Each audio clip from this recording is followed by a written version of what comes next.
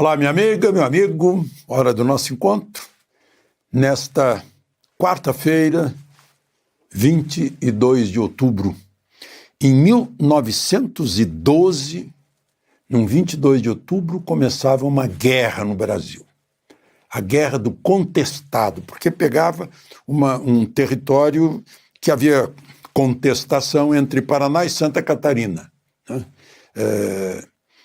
Construiu-se uma ferrovia para ligar o Rio Grande do Sul a São Paulo, houve desapropriação de terra, houve desemprego depois que pararam as obras da ferrovia, apareceu um líder messiânico que se dizia monge e precisou de tropas federais, exército, polícias estaduais. O conflito durou 4 anos. Calcula-se que, no mínimo, houve 10 mil mortes. Há um grande entendido nesse assunto que se chama Espiridião Amin. Bom, em 22 de outubro de 1962, eu lembro, o presidente John Kennedy foi para a televisão anunciar o bloqueio a Cuba, quando fotografias aéreas mostraram mísseis soviéticos chegando a Cuba para serem apontados para os Estados Unidos. Miami, bem ali pertinho. E os americanos não toparam. Era uma plataforma de lançamento para mísseis soviéticos contra os Estados Unidos. Hoje, de novo, há um movimento de navios de guerra americanos em relação ao narcotráfico.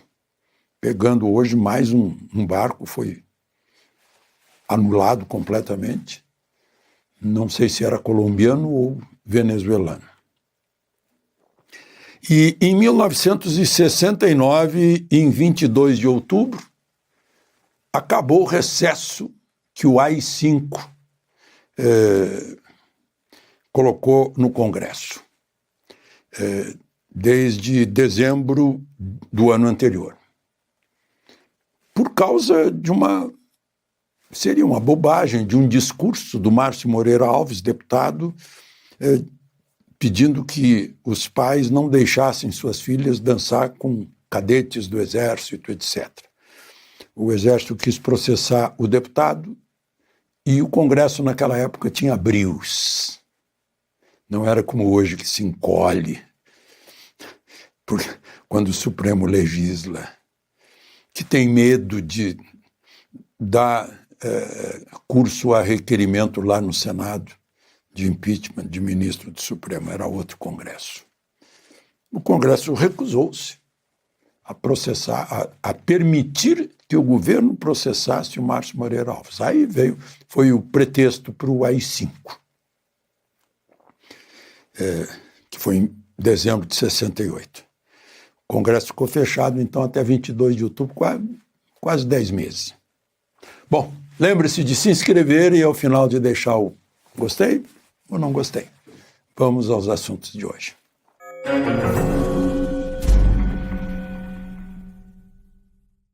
Estou com gravata hoje, mas não é por causa do ministro Luiz Fux, embora ele merecesse. É que tem um jantar depois dessa nossa conversa. Mas merecesse, né? Olha aquela frase. Não há demérito maior do que o juiz, não há demérito maior, não é mérito não, é o contrário de mérito, do que o juiz pactuar com o próprio equívoco. Ele confessa que cometeu injustiças ao condenar muita gente do 8 de janeiro, mas com o tempo refletiu e viu que cometeu injustiça e não quer mais cometer injustiça e está exortando seus colegas a não ficarem cometendo injustiça. Se fosse um jurisconsulto romano, no tempo do direito romano, lá na Roma Antiga, ele poderia, o que o ministro Fux fez ontem, poderia muito bem ser enquadrado nesse dito latino, que eu vou dizer em latim porque é fácil a compreensão. Latim é a nossa língua matriz, né? Errare humanum est. perseverare in errore diabolicum. Ou seja, errar é humano, mas perseverar no erro é diabólico. Foi isso que ele disse. Foi isso que ele disse. Aliás, hoje eu vi algo diabólico também, que é alguém usar a inteligência artificial para pôr na boca do ministro Fux, lá no julgamento de Bolsonaro, palavras que ele não disse, né? Que botaram na boca dele que Moraes está mais interessado em perseguir Bolsonaro do que seguir a lei. O sujeito que fez isso prestou um péssimo serviço às pessoas que querem usar as redes sociais para a liberdade de expressão. E prestou um bom serviço para aqueles que querem censurar as redes sociais. Quem dera a gente pudesse descobrir quem faz esse tipo, a pessoa desonesta de caráter que faz uma coisa dessas, né?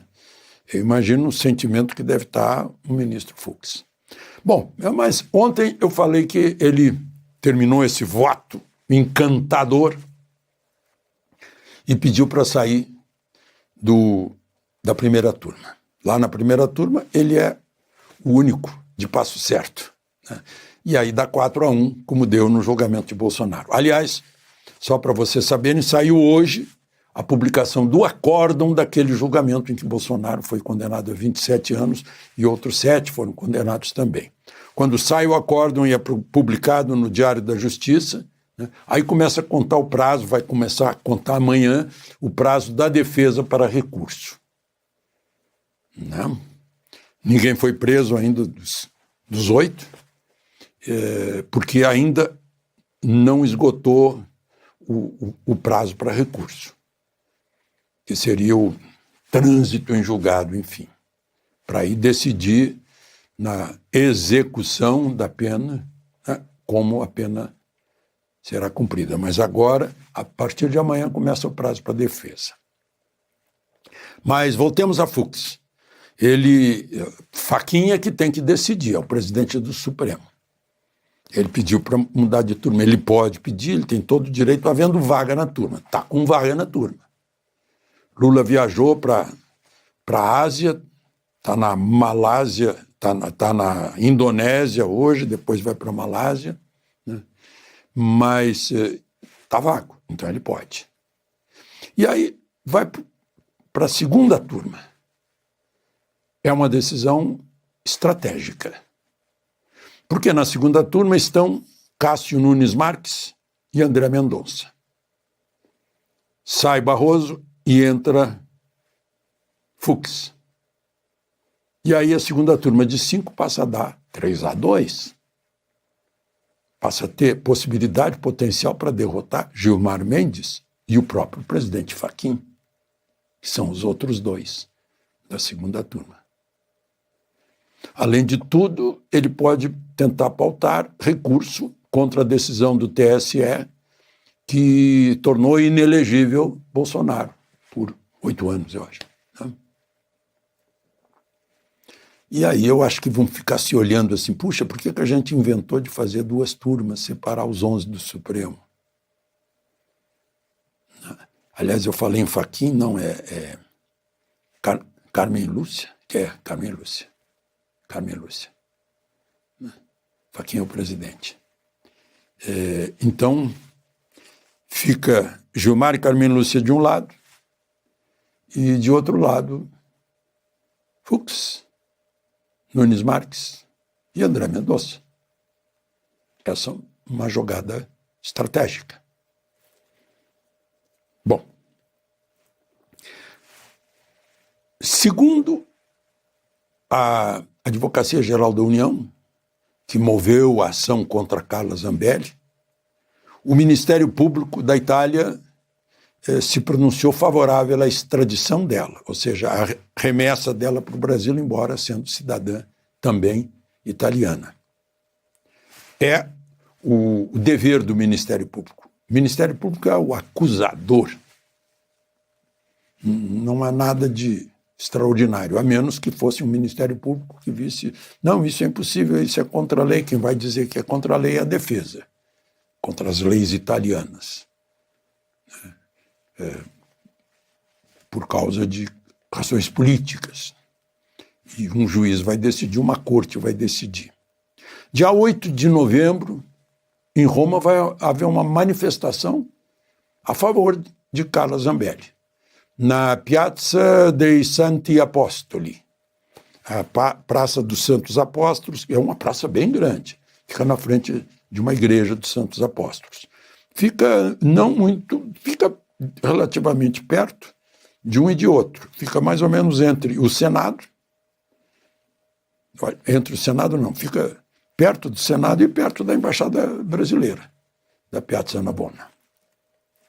Dia 8 de novembro, é um sábado. E na Câmara, a Comissão de Ética e Decoro, por 11 votos a 7, mandou para o arquivo a ação que pretendia cassar o mandato do deputado Eduardo Bolsonaro, seguindo o voto do relator. 11 a 7, foi para o arquivo. Não tem mais cassação por ali. Pode ser agora cassação por faltas, mas aí vai ter que contar falta até abril do ano que vem. Muita água pode rolar até lá. Água que desça em cascata, desde a Casa Branca. Ou água que desça em cascata de deputados, senadores, representantes do povo brasileiro.